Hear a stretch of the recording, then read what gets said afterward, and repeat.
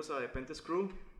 Hoy tenemos un invitado súper especial para un episodio especial también, ya que en los últimos días, las últimas par de semanas, perdón, hemos estado atravesando en el país una situación bastante controversial y el propósito de este episodio es tratar de esclarecer esos temas. Le cedo la palabra a mi compañero para que se presente. Bueno, muchas gracias por la invitación, muchachos. Mi nombre es Andrés Corrales.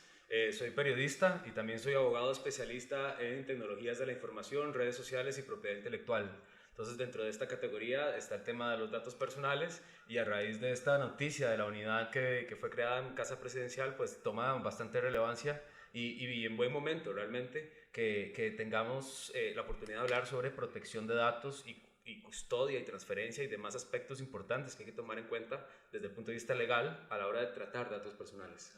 Ahora Andrés, ¿por qué no empezamos desde lo básico?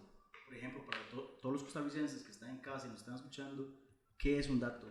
Ok, un dato personal es todo aquello que permite identificar directamente o indirectamente a una persona. Es decir, estamos hablando de su nombre, su número de cédula, aspectos físicos que son identificables, la retina del ojo, la huella, también podemos hablar de geolocalización. Entonces son elementos que nos permiten asociar información con una persona física. Entonces, siempre y cuando nos encontremos esas condiciones, estamos hablando de datos personales. Inclusive, aquí en Costa Rica también se ha interpretado como el número de placa del carro como un dato personal, porque te permite vincularlo a una persona física en caso de que sea un propietario físico. No todos los datos son personales, por así decirlo. Siempre y cuando se identifiquen. ¿Qué es lo que sucede? Que podemos, en los datos personales tenemos la categoría de datos anonimizados y pseudoanonimizados. ¿Qué quiere decir esto? Cuando yo recolecto un dato, que es decir, Pedro Pérez, 20 años, ingreso $1,000 al mes, ahí estamos hablando de un dato personal. Pero cuando yo puedo extraer esa información y en vez de decir Pedro Pérez, digo usuario número 001403, edad 20 años, ingreso mensual $1,000, ya no estamos hablando de un dato personal directamente porque está anonimizado. Y cuando hablamos de pseudoanonimizados es cuando para algunos fines yo desvinculo la persona de la información, pero también puedo hacerlo a la reversa, puedo volver a vincular a esa persona a esa información. Entonces, por ejemplo, cuando entramos en un gimnasio y nos piden la huella digital para poder marcar el ingreso, la huella digital muy probablemente, esperaría yo, que en el gimnasio lo tengan anonimizado, es decir, nada más socio número 14 entró a las 3 de la tarde. Y ya otro servicio, otro sistema, otro tipo de personas van a poder ver que el socio 14 es Andrés Corrales. Entonces ya lo pseudonimiza, ¿verdad? Entonces de ahí podemos jugar dependiendo de cómo vamos a tratar, hacer un tratamiento de datos personales. Okay, y ahora si enfocamos, por ejemplo, en este tema del caso del gobierno, ¿para qué el gobierno necesitaría o le sería útil esos datos? A mí me parece interesante siempre dejarle a la gente el mensaje de que, a ver, nos estamos imaginando que el presidente y su gente están aquí viéndonos en el baño, ¿verdad? Y no se trata de eso, o sea, no hay que satanizar los datos personales. Los datos, la data, es información necesaria, es información útil para generar políticas públicas, para ayudarnos a tener una mejor calidad de vida, y con la incorporación de las tecnologías de la información, con la incorporación de estadísticas, con la incorporación de cómo nosotros usamos la tecnología, estamos dejando datos que son muy valiosos para todos. Entonces está bien que se pueda crear con toda la normativa vigente, teniéndola presente, y también desde el punto de vista, ya en este caso concreto de la unidad que se creó, me parece que no debería ser una unidad de control político, es decir, los datos de nosotros no deberían estar sujetas a decisiones políticas, deberían estar sujetas a políticas públicas. Cierto. Que por ahí pienso yo que iba como el espíritu, ¿verdad? El espíritu de ese decreto, pienso yo, que era utilizar esos datos, darle sentido a esos datos, a ese montón de datos. Sí, lo que yo pienso del decreto derogado es que dejaba mucho la puerta abierta para que de manera antojadiza pidieran información, que como decía el decreto, hasta confidencial. Bueno, la ley de protección de datos habla de datos sensibles. Y ahí es donde yo siento que fue el pecado capital de esta unidad, ¿verdad? Había gente que tal vez, no los conozco realmente, pero que aparentan ser muy conocedores del manejo de datos, de interpretación, de tabulación, etcétera, pero no contó con un seguimiento legal que asegurara no solamente la seguridad de los datos y de la transferencia de los datos, sino que el cumplimiento de los derechos que como ciudadanos todos tenemos en defensa de nuestros datos personales. Claro. Y es que eso es importante aclararlo porque ahora con ese tema de las redes sociales se crean muchos rumores, ¿verdad? De que nos están espiando, de que tienen acceso a nuestra información bancaria, a nuestros Pero números eso es de cierto. teléfono. Exacto. No, entonces hay que dejar claro dónde está la raya de lo que tienen y qué no tienen de nosotros. Entonces me lleva a la siguiente pregunta: ¿qué datos nuestros les son útiles al gobierno para políticas públicas? Bueno, podemos hablar de ingreso para medir el nivel socioeconómico de la población. Podemos hablar de traslados para saber cuáles son las rutas que más tienen presa, que tienen que atacar. Inclusive, y ya tal vez alejándolo un poco del gobierno, pero que es un ejemplo que nos puede servir bastante, Waze ha utilizado con éxito la data de los carros para compartirla con los gobiernos, por ejemplo, en Sao Paulo, donde ayudaron a determinar la mejor hora para que pasara el camión a recolectar la basura sin que tuviera un impacto en el tráfico. Entonces, digamos, si el gobierno tiene acceso a este tipo de información, definitivamente podemos mejorar nuestra calidad de vida. Pero cuando empezamos a ver que el gobierno quiere levantar el secreto bancario, que el gobierno quiere crear una unidad con datos confidenciales, ahí es donde a mí me parece que el Estado, o mejor dicho, el Ejecutivo, se está excediendo en el control sobre la población y es donde podría eventualmente haber un riesgo a nuestra intimidad y a nuestra privacidad, que es un derecho fundamental y que inclusive en la Constitución política lo tenemos normado. Y es que hay que verlo dentro de ese contexto político, ¿verdad? Que es la ley de extinción de dominio y el levantamiento del secreto bancario, que da esa impresión, ¿verdad? Que quiere como que están buscando como recortar un poco esos derechos. Es que yo general. trato de ponerme también en la posición del Estado, del gobierno, y también entiendo que la legislación ha dejado muchas puertas abiertas para promover, o tal vez no promover, sino que el crimen organizado pueda aprovechar ciertas lagunas, ciertas potestades que tiene la ley para el crimen organizado, para el lavado de activos. Entonces ahí es donde viene el tema lo que mencionaste ahorita de la extinción de dominio, que realmente a mí lo que me preocupa de eso ni siquiera es el tema de la protección de datos, me preocupa más la predisposición, o mejor dicho, la culpabilidad que se crea sobre los bienes que vos no puedas declarar legítimos, ¿verdad? Los recursos que los obtuviste. Para mí son dos criterios muy diferentes.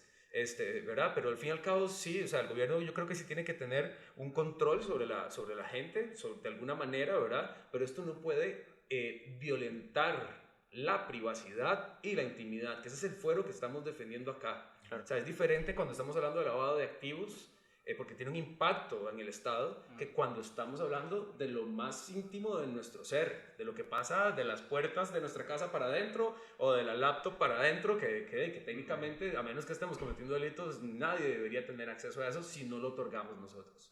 Ahora sí es importante por eso que la gente sepa que tener esos datos sí es necesario para el gobierno, para la mejora futuro, como ese ejemplo que vos tocabas de Brasil. Es importante el acceso a esos datos para esas mejoras. Y también es importante dejar claro cuáles datos.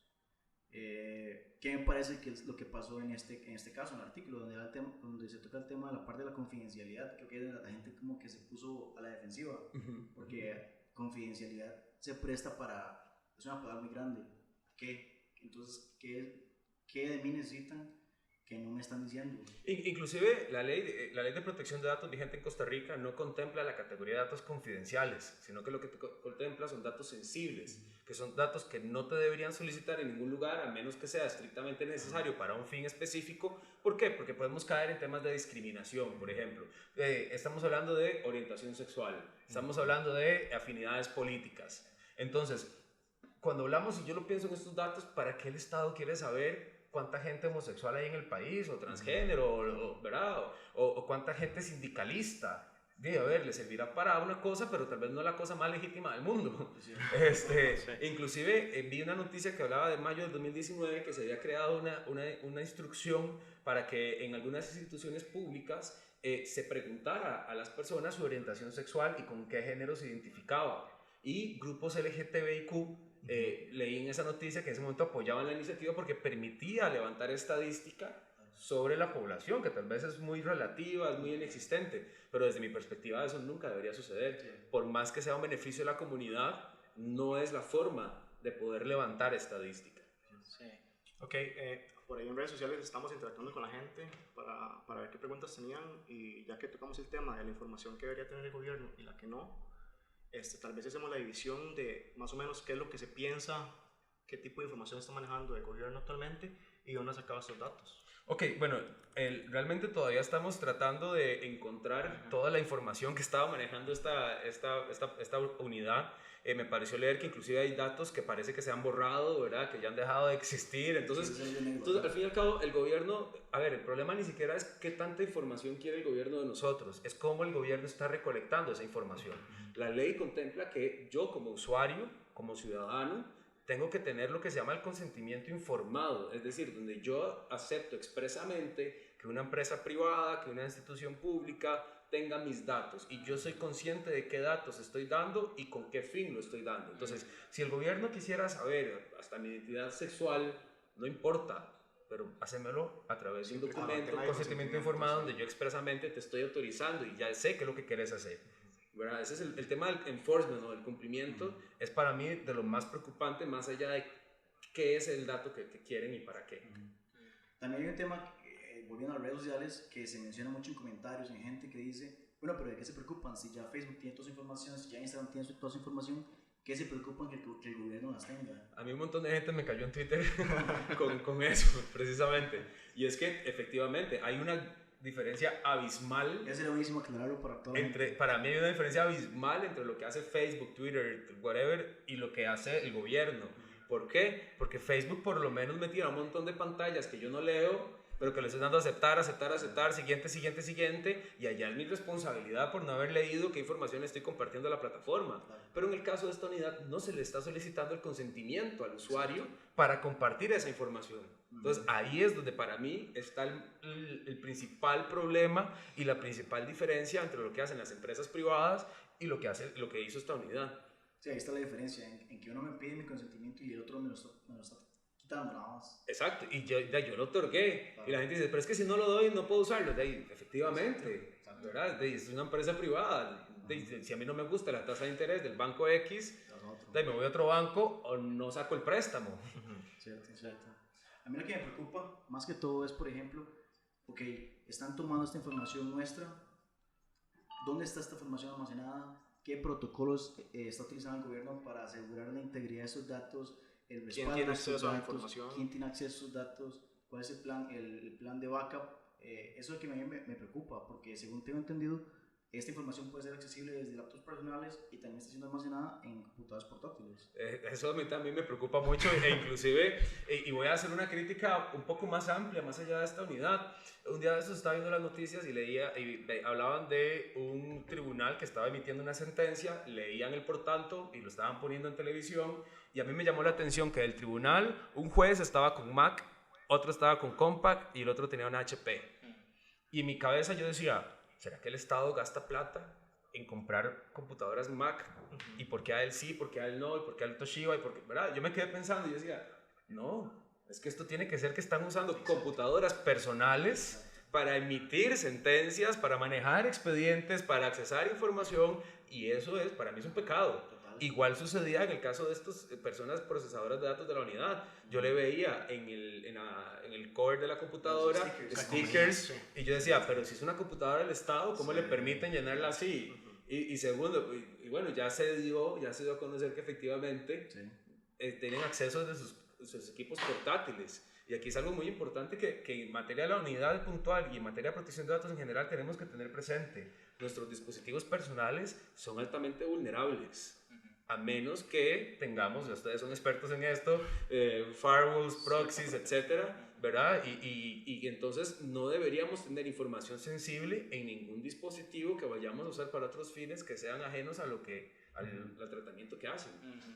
Por supuesto. Yo estaba viendo el decreto y una duda que me surgió fue en el artículo 7, donde se menciona que lo están basando en excepciones de la Ley de Protección de Datos, ¿verdad? Que es la 8968, si no me equivoco. Ajá, correcto. Eso es así, o sea ¿se a puede ver, hacer de esa forma? Basarlo en una excepción. La ley le permite a la administración utilizar datos personales para efectos de políticas públicas o de la correcta administración, hecho, pero eso no le exime de cumplir los protocolos, de informar al usuario, ¿verdad? Eso hay que tenerlo bien claro. Y aquí voy a lanzar una crítica a la Agencia de Protección de Datos porque La agencia, por un lado, manda un comunicado de prensa diciendo que sí, que están de acuerdo y que efectivamente el límite aplica para el Estado. Horas después pide que el comunicado no salga a la luz, que los medios no lo publiquen y se retracta de esa posición. Eso no lo sabía. Entonces ahí es donde la agencia ya cayó en cuenta que no es tan absoluto como decir, la administración lo quiere, déselo. No, la administración quiere, está bien, pero cumpla. Y tiene que ver lo que se llama el principio de proporcionalidad de los datos. Es decir, si la administración me está pidiendo un dato puntual es porque la administración tiene un fin con ese dato, no solamente para tenerlo ahí guardado en caso de que se vaya a necesitar. Entonces ahí es donde el límite no vendría a aplicar. Interesante. Me preguntaba un amigo que ese tema te lo toqué antes de empezar, el tema de Cambridge Analytica.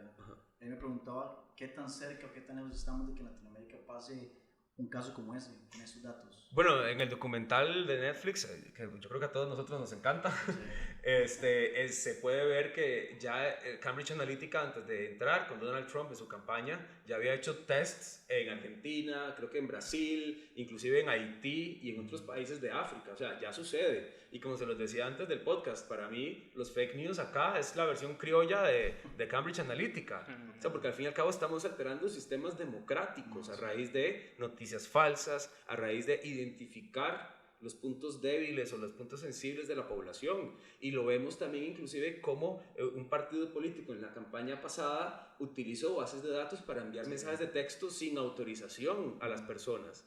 Entonces, ya estamos ahí y a mí lo que me preocupa es que la gente no sea consciente, no lo vea frente a sí, vea que estamos ante una manipulación de nuestro pensamiento a raíz de la burbuja que nos crean las redes sociales y que pensamos que es lo cierto, ¿verdad? Sí, es que eso es lo que pasa, que la gente solamente se deja llevar por lo que lee, los titulares que ve, y también todos estos noticieros también en cierta manera están como biased, ¿verdad? Como tienen sus intereses.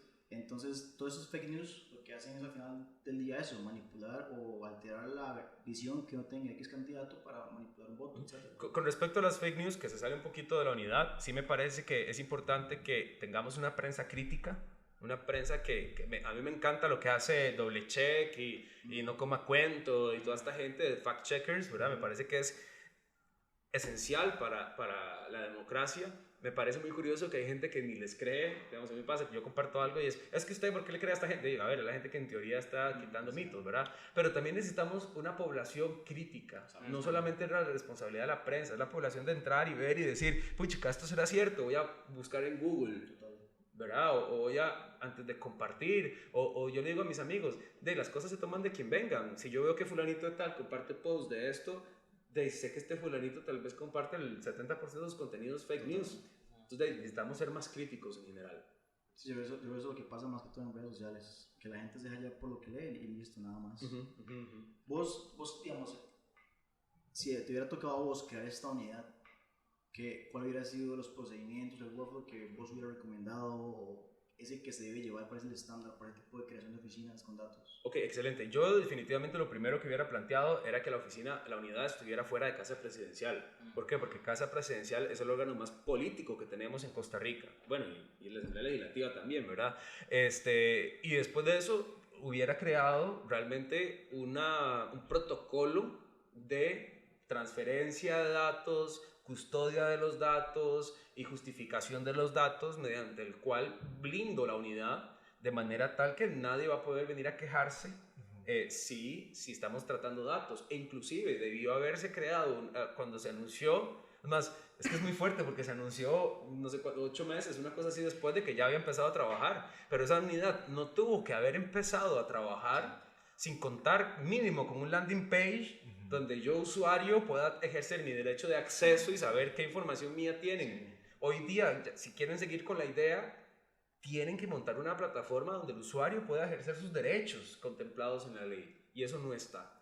Ahora, hablando de esa plataforma, bueno, vos viste que en la presentación nos demostraron un tabló básicamente. Una plataforma, Sí, nos vendieron el tabló como que era la genialidad de ellos, pero es un servicio ahí donde almacenas data, ¿verdad? Entonces, al fin y al cabo, yo lo veía, o sea, demographics y no sé qué cosas. Entonces, son datos que evidentemente eso no me dicen nada. Y lo curioso es que son datos que ya maneja la administración a través del INEC, a través de la caja. Sí, no tiene sentido crear una división para acceder a esos datos. Exacto. Eso quiere decir que hay otros datos ahí que no están... que no nos estamos enterando, o que cómo generaron esos datos que están ahí, si no fue que se los pasó el INEC de ya las estadísticas que han creado. A mí lo que me sorprende es que todavía a esas alturas no se haya allanado, porque al final del día, ¿cuáles son los datos que tienen nuestros? O sea, ya para esta fecha, ya se pudieron haber movido discos duros, se pudieron haber borrado información, movido información. Y ahí sí tenemos que entender lo que es el Estado de Derecho. Es el debido proceso. Es el debido proceso, o sea, no puede ser que sale la noticia a las 2 horas y hay alguien allanándolos, ¿verdad? porque nos basamos en supuestos. Sin embargo, creo que sí hace bien la Defensoría de los Habitantes en haber sido a meter 48 horas, 72 horas después a casa presidencial a saber, y la defensora aclaró que hasta estaban investigando unos carros de la embajada americana, una cosa así, ¿verdad? Lo cual me parece bastante principiante. Porque se habla mucho también en redes sociales sobre el tema de que sí, se puede identificar y se puede tener esta información de los vehículos de la embajada americana, pero ¿hasta qué punto? Sí, es que yo no sé para qué la quieren, la verdad. La verdad es que no lo sé. Y la verdad es que también a veces me cuesta pensar en una unidad como esta cuando además tenemos la DIS, que ya sabemos que es una unidad que se dedica con la información confidencial porque van un paso adelante del crimen, ¿verdad? Entonces necesitan este tipo de cosas. Entonces yo digo, ¿para qué tanta cosa? ¿Para qué tanto engranaje? Yo no sé si hay favores políticos, etcétera, pero ya se pudo, o sea, realmente esta unidad me parece que es valiosa, se tuvo que haber hecho diferente. Y ahora el gobierno es el que está pagando un precio político altísimo. Sí.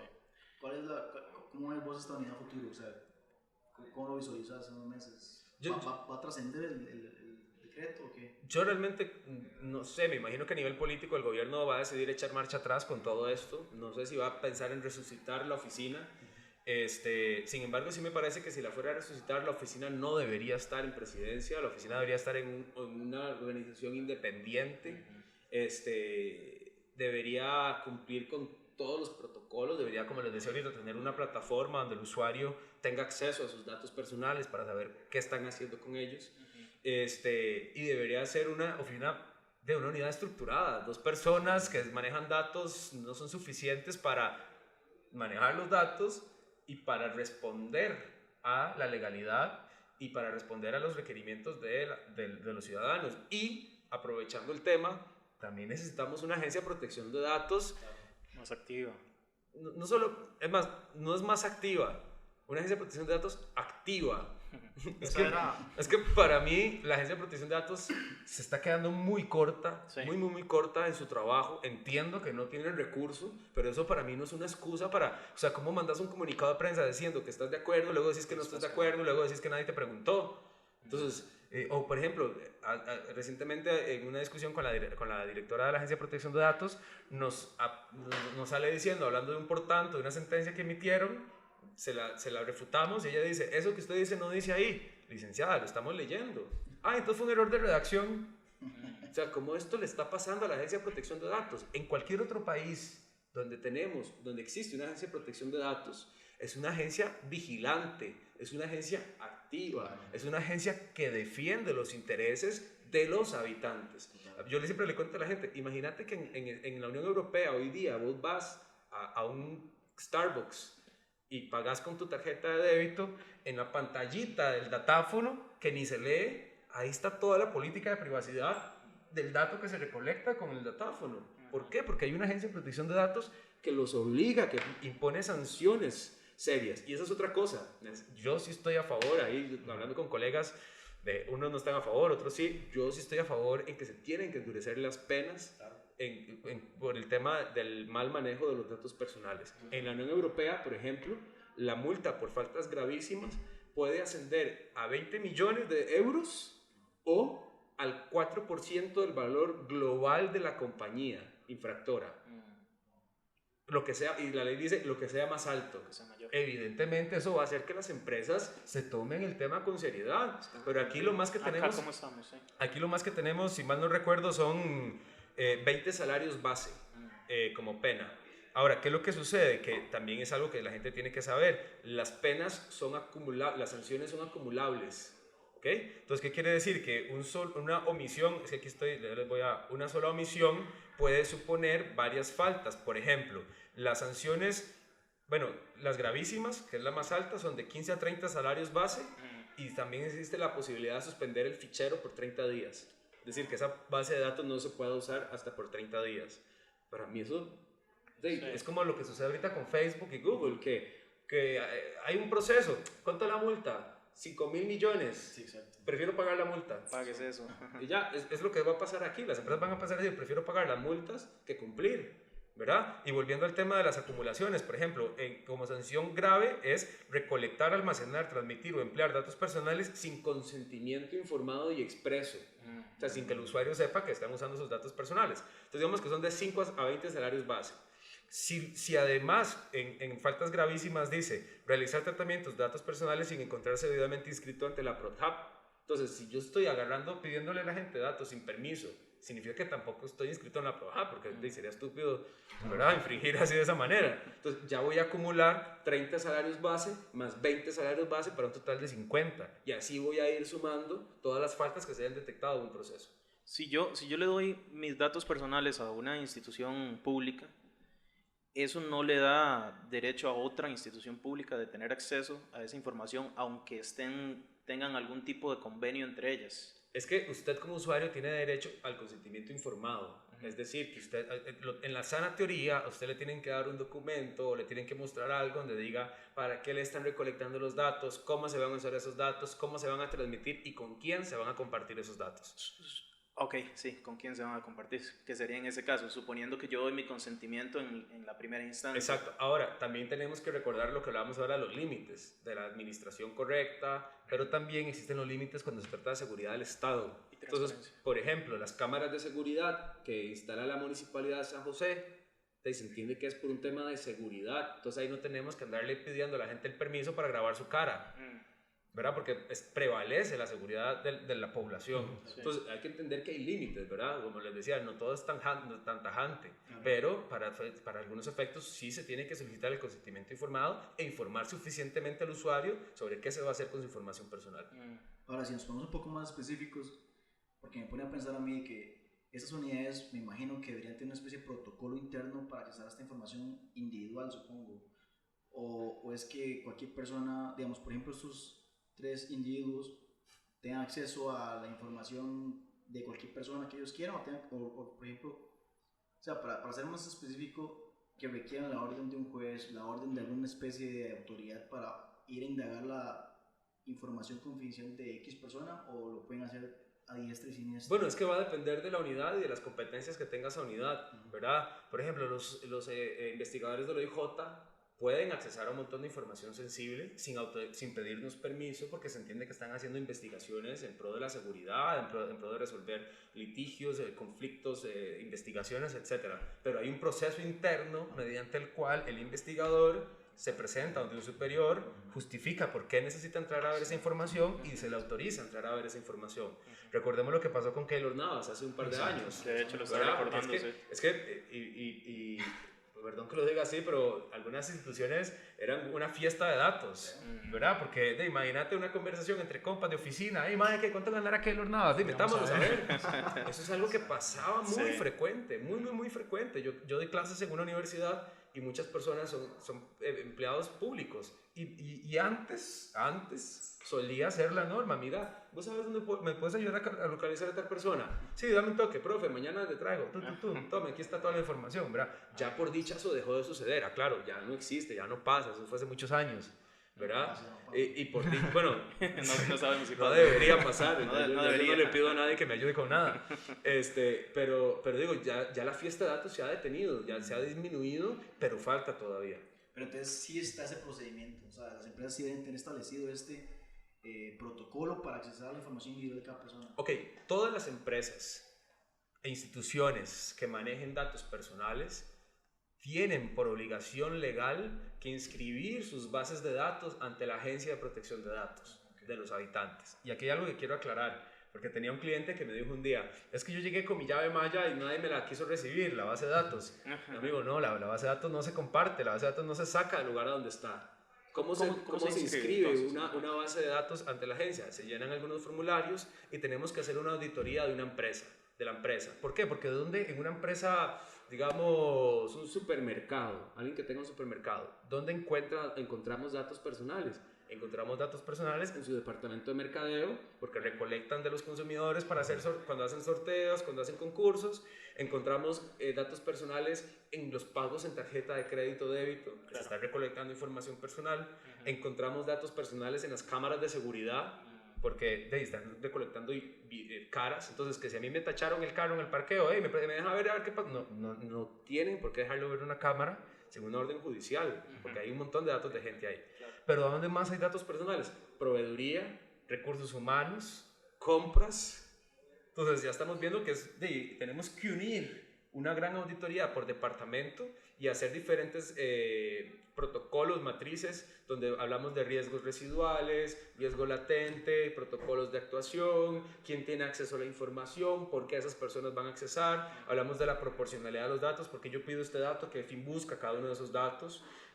Tenemos que hablar geográficamente dónde están ubicados los datos, cómo se están protegiendo, cada cuánto se les corren los antivirus. E inclusive es muy interesante porque la ley contempla la inseguridad que vivimos en el mundo digital, y el hecho de que seamos víctimas de un hackeo o que seamos víctimas de cualquier otra situación que comprometa los datos personales. La ley estipula que no te van a multar siempre y cuando vos demostres que tuviste buenas prácticas. Entiendo. Entonces, la ley contempla lo que se llama un delegado de protección de datos. Eso es la persona que va a estar de intermediaria entre la organización y la Agencia de Protección de Datos para mantener actualizados todos los documentos y los protocolos. ¿Y qué pasa? Que si tenés una brecha de seguridad, tenés un plazo máximo, si mal no recuerdo, que son de 72 horas aquí en Costa Rica, para llegar a la Agencia de Protección de Datos y decirle, hey, me hackearon, pasó esto. Y ya eso te cuenta para evitar multas. Sí. Entonces, también la ley contempla la inseguridad que vivimos en el entorno digital, siempre y cuando las empresas cumplan con todos esos procesos. Entonces, tenemos toda la auditoría hecha, todos los formularios llenos, y los presentamos ante la Agencia de Protección de Datos y se cancela un canon. O sea, hay que pagar un monto anual por estar inscritas a base de datos. ¿Qué sucede? Que cada cierto tiempo tenemos que notificarle a la Agencia de Protección de Datos cuando hemos actualizado los antivirus, las medidas de seguridad o si han cambiado, e inclusive la Agencia de Protección de Datos tiene la competencia de llegar a donde cualquier persona y decirle, a ver, usted me dijo que le tiene los datos aquí, quiero verlos, cómo se está regulando el acceso a los mismos. O sea, puede pasar, y eso es para todas las personas, empresas que administren bases de datos. Puede pasar, pero ¿se hace? No. O sea, yo creo, hasta donde tengo entendido, la agencia se ha concentrado mucho en entidades financieras en este momento, y creo que con ellas sí ha venido como ejerciendo una fuerza importante, pero después de ahí nadie más, y realmente hasta un gimnasio debería tener su base de datos inscrita ante la agencia. Cuando vayamos a inscribirnos a un gimnasio deberían darnos su política de privacidad para que la firmemos, el consentimiento informado. O sea, es que hasta un gimnasio, el colegio donde metemos a los hijos, el doctor que nos atiende para vernos hasta la muestra de sangre, todo eso tiene que venir acompañado de una política de protección de datos. Claro. Yo por ahí tengo una consulta con respecto, ya que estamos hablando un poco de la parte legal. Por ahí leí que se recibieron 3 causas penales hacia el equipo del presidente y el presidente. ¿Qué implicaciones tiene esto a futuro o cómo se procede en ese caso? Yo como causa penal realmente no le veo mucho futuro. Yo lo vería más como desde el punto de vista de un recurso de amparo, porque estamos violentando derechos fundamentales. El derecho penal, realmente no me he entrado con toda honestidad a leer a profundidad estos procesos que están instalando. Sin embargo, en la vía penal se me ocurre que puede ser delitos contra la intimidad, contra el honor, pero también recordemos que en Costa Rica tenemos quien acusa es el que tiene la carga de la prueba. Okay. Entonces ya esta gente tiene que llegar y demostrar que esos datos existieron ahí, que efectivamente. Entonces ahí yo sí me prefiero hacer mis reservas en la vía penal, pero creo que en otras vías como un recurso de amparo es bastante viable. La violación de los datos personales no podría entrar por ahí. Correcto, sí, podría entrar por ahí, pero como te digo, el tema de demostrar que pasó, claro, en este momento realmente no sé qué tan demostrable es. Es que ni siquiera sabemos qué tienen, ¿no? Es que ni siquiera exactamente. Ese es el gran problema. Es una pregunta, pero es que no tengo ahorita. Una preguntita que yo tenía y era relativo al decreto, tal vez moviendo un poquito al decreto. Por ahí escuché a un abogado hablar y decía que el decreto se había derogado por razones, por acá lo tengo, por razones de conveniencia y oportunidad. ¿Qué significa eso desde un punto de vista legal? No, eso no es, no, eso es un punto de vista 100% político. 100% Yo creo que es político. la forma bonita de decir que lo hicimos mal y que tenemos que echar para atrás porque se nos va a embarrar más la cancha. Porque Ok. nos convenía. Pero Exactamente. legalmente tiene alguna implicación. Decir que por eso se derogó, no. No. No, Ok. no, no. Ahora, Andrés, según tu opinión, ¿por qué estamos en este desorden? O sea, ¿hubo mala fe? ¿Hubo inocencia? Yo ¿Hubo realmente, impuesto? yo realmente no le voy a achacar una mala fe, no quiero achacarle un dolo ni al presidente ni a la unidad, siempre y cuando no lo utilicen con fines políticos, ¿verdad? Siempre y cuando esa no hubiera sido la naturaleza. Ujú. Pero definitivamente estamos ante una materia muy desconocida para la población en general, para las autoridades. Yo me imagino, y con todo el respeto que merecen los diputados, la defensora, me imagino que antes de salir en los medios han tenido que pasar ahí estudiando un buen Claro. rato, ¿verdad? Porque es un tema muy complejo, es un tema muy Es nuevo. complejo, sí. Realmente en el sector legal aquí en Costa Rica no sé cuántos especialistas somos, pero sí sé que somos muy pocos. Que realmente hemos estudiado académicamente la materia. Ujú. Y entonces creo que eso es lo que pasa. Creo que no se ha tomado el tiempo la gente de estudiar los alcances de la ley, las implicaciones que tiene y las implicaciones que tiene esos tratamientos de datos personales que estamos haciendo. Es que yo que he tenido experiencia trabajando en agencias de mercadeo, de comunicación, era muy normal. Es decir, hagamos una fiesta para tal marca, rifemos 4 o 5 canastas de productos, con eso levantamos bases de datos y le damos toda la base de datos a los clientes que entren. Y era tan fácil como se los acabo de decir. Ya eso se tiene que detener y eso es lo que la gente no sabe que sucedió en el 2012 cuando se aprobó la ley de protección de datos. Incluso las bases de datos de esas donde te llaman para ofrecerte dinero y esas cosas, de A mí- prestamistas. Ajá, a mí de estos me llamaron, y lo voy a decir, la verdad es que no me importan, no creo que me puedan demandar, pero me llamaron del Club La Campiña para ofrecerme una acción. Entonces me llamó la atención porque primero, yo ni sé por qué, me llaman a mí, ¿verdad? Entonces hablo con la señorita y me dice, es que queremos invitarlo a conocer el club y las acciones y no sé qué. Señorita, disculpe, antes de continuar esta conversación, dígame cómo obtuvo mi dato personal. Exacto. No, es que eso es una base de datos de referidos. No, señorita, yo necesito que usted me cuente. Quiero ejercer mi derecho de acceso, es decir, quiero saber qué datos míos tiene usted, cómo los consiguió y para qué los está usando antes de continuar esta llamada. Imagina la cara de la madre. al otro lado. Autodeterminación informativa. Exacto, pero es que yo pobrecitos, porque se les sabe mal que caiga yo en la llamada, ¿verdad? Sí.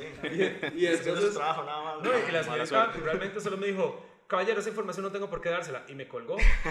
No sé, A eso iba, eso No, es lo si que me han tiene hecho por a qué mí. dármela. Ujú. Y yo inclusive he iniciado acciones legales contra otra empresa que le dije, quiero ejercer mi derecho de cancelación, no quiero que usted tenga más mi información personal, no quiero que usted tenga almacenadas mis tarjetas de crédito, no quiero que me mande publicidad, quiero desvincularme al 100% de usted. Y esta es la fecha en la que sigo recibiendo publicidad. Entonces, puedo ejercer acciones contra esa empresa, la gente tiene que saberlo. Ujú. O sea, un simple acto, es que la gente dice que la policía no me importa. No, la policía estorba. Sí, Hay gente a la que le estorba. Y si a mí me estorba, yo puedo ejercer y puedo exigir dejar de recibir esa información. Es su derecho. ¿Sí? ¿qué tan factible es ganar una demanda de esa, por ejemplo? Es que, digamos, a ver, tampoco es que me voy a hacer rico MacPato ahí nadando en dinero, ¿verdad? Simplemente porque en materia de protección de datos realmente no existe o no se contempla el daño moral, se contemplan sanciones administrativas. Entonces, al fin y al cabo, lo que yo puedo apelar es a que me paguen las costas del proceso y que se le imponga una multa a la empresa, ¿ok? Pero si logro demostrar que ha habido una afectación, yo puedo ya acudir a instancia civil o a instancia penal por los daños que haya causado eso.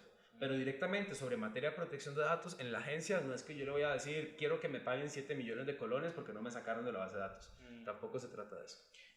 Yo podría solicitar también que retiren todos mis datos, ¿verdad? De cualquier... Bueno, tenés que ir empresa por empresa, lugar por lugar, solicitando tu derecho de acceso Una solicitud y por acompañado por el derecho de cancelación. A mí me Derecho pasa, de cancelación. me pasa, ok, voy a hacer un pequeño paréntesis para Claro. hablar de esto. Claro, claro. Tenemos derechos como ciudadanos, y creo que no los hemos mencionado y son muy importantes de conocer. Estos derechos se les denomina derechos ARCO. Arco. Una sigla, una letra por cada derecho. Entonces, estos son A de acceso. Es decir, yo puedo pedir saber qué datos personales míos tienen y cómo los están recabando y cómo lo están utilizando y cómo lo recabaron. La R por rectificación. Tengo todo mi derecho a decir, no me llame a ese número, no me escriba a ese correo, ya este dato es desactualizado, actualícelo.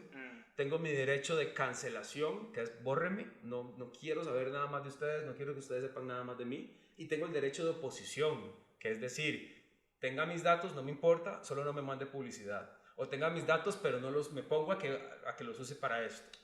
Y hay un hijito, por decirlo de esta manera, un hijito nuevo, que se llama el derecho al olvido. El derecho al olvido es un derecho que nació para suprimir o eliminar todo tipo de contenido que ya se considera irrelevante u obsoleto y que puede dañar el honor o imagen de una persona. Pero aquí también hay un error en la Agencia de Protección de los Habitantes costarricense que interpreta que este derecho es a borrar los contenidos de los servidores donde están almacenados. Y el derecho al olvido nació como un derecho para responder a la función que realizan los buscadores como Google y como Yahoo. Entonces, el derecho al olvido se apela ante los buscadores y pretende que desindexen contenidos, no que borren los contenidos de la página principal. Interesante. Totalmente diferente. Es otra historia. Y falla la Agencia de Protección de Datos en mandar a borrar noticias de La Nación, que es borrar. Imagínate que Bambam, que salió de la cárcel hace poco, en 10 años venga y empieza a decir que le borren todas las noticias suyas, uno de los criminales más fuertes de los 90, que quiera borrar la memoria histórica. Está muy mal interpretado en este momento ese derecho por la agencia, pero esos son los derechos que todos tenemos. Arco, interesante. Muy bueno. Y es que, de nuevo, hay mucha ignorancia en el tema y en parte es entendible porque creo que estamos ante un tema relativamente nuevo, tal vez, en materia de tecnología, sobre todo en nuestro país. Y para ir cerrando, Andrés, tal vez tu opinión sobre el tema, a rasgos generales.